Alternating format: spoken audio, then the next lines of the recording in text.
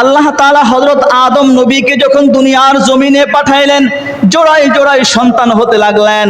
আদম নবী পরের নবী হলেন হযরত শীস আলাইহিস সালাম। আদম নবী যখন দুনিয়া থেকে বিদায় নিয়ে নেবেন, ওই সময় হযরত শীস আলাইহিস সালামকে ডেকে বললেন, ও আমার ছেলে শীস, আমার পরে তুমি হলা নবী, আমার পরবর্তী দায়িত্ব আল্লাহ রাব্বুল আলামিন তোমার মাধ্যমে পালন করাবেন। মনে রাখো, মনে রাখো, কুল্লামা যাকারতাল্লাহ ফাযকুর ইলা জামবিহি ইসমা মুহাম্মদ। ও আমার ছেলে শীস, তুমি যখনই আল্লাহর নামের জিকির করবে, তুমি যখনই আল্লাহর স্মরণ করবে, তুমি যখন আল্লাহর আলোচনা করবে, শুনে নাও, শুনে নাও, ফাযকুর ইলা জামবিহি ইসমা মুহাম্মদ। আল্লাহর নামের জিকিরের পাশাপাশি তুমি মুহাম্মাদুর রাসূলুল্লাহ নামের জিকির করবে। সুবহানাল্লাহ। কেন?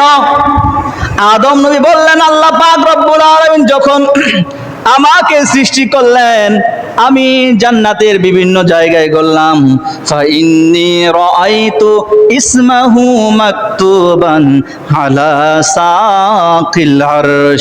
আল্লাহ রাব্বুল আলামিন আমাকে সৃষ্টি করার পর আমি আরশের পায়ার দিকে তাকাইলাম, দেখলাম আল্লাহর আরশের পায়ায় পায়ায় মুহাম্মাদুর রাসূলুল্লাহর নাম রয়েছে। জোরে বলুন না সুবহানাল্লাহ।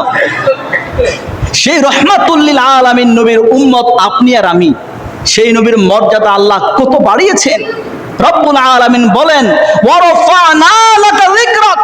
ও আমার হাবিব, আমার বন্ধু, পৃথিবীর জমিনে আমার সৃষ্টি জগতের মধ্যে যত রকমের সম্মান আছে, সমস্ত সম্মানের একচ্ছত্র অধিপতি মালিক হলেন আপনি, রহমাতুল লিল আলামিন। বলুন না সুবহানাল্লাহ। আল্লাহ হলেন স্রষ্টা। আল্লাহর সাথে কোন সৃষ্টির তুলনা হতে পারে? জোরে বলেন, পারে? পারে না। কিন্তু সৃষ্টির মধ্যে সবচাইতে মর্যাদাবান, সবচাইতে শ্রেষ্ঠত্বের আসনে সমাসীন আপনার আমার নবী মুহাম্মাদুর রাসূলুল্লাহ সাল্লাল্লাহু আলাইহি। যেটা বলতে চাচ্ছিলাম, এরপর আদম নবী বললেন, আমার পুত্র শীস, আল্লাহ তাআলা যখন আমাকে সৃষ্টি করলেন, আমি জান্নাতে গেলাম, বিভিন্ন গাছ গাছেরে দেখলাম, হুরদেরকে দেখলাম, মালাইকাকে দেখলাম, ফেরেশতাদেরকে দেখলাম। জান্নাতের এমন একটা রুম পাই নাই, জান্নাতের এমন একটা কক্ষ পাই নাই যে কক্ষের দুয়ারে রহমাতুল লিল আলামিন নবীর নাম লেখা নাই। আমি ফেরেশতাদের কপালের মধ্যে নূর নবীর নাম দেখেছি।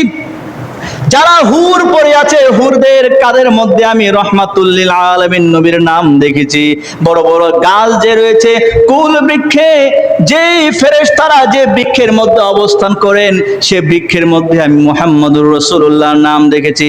শুনে নাও, শুনে নাও, জান্নাতের মধ্যে, আসমানের মধ্যে এমন কোন গুরুত্বপূর্ণ জায়গা আমি পাই নাই, স্থান পাই নাই, যেই জায়গার মধ্যে মুহাম্মাদুর রাসূলুল্লাহর নাম মুবারক নাই। সুবহানাল্লাহ। ফালাম আরা মাওদান, আমি এমন কোন স্থান পাই নাই যেখানে মুহাম্মদ এই নামের শিল মোহর নাই।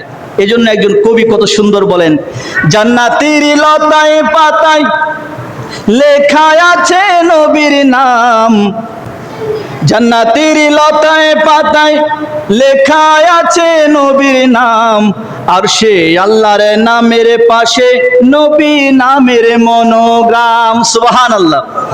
আল্লাহ জান্নাতে বানালেন নবীকে চিনাতে, কোরআন পাঠালেন নবীর শান বোঝাতে।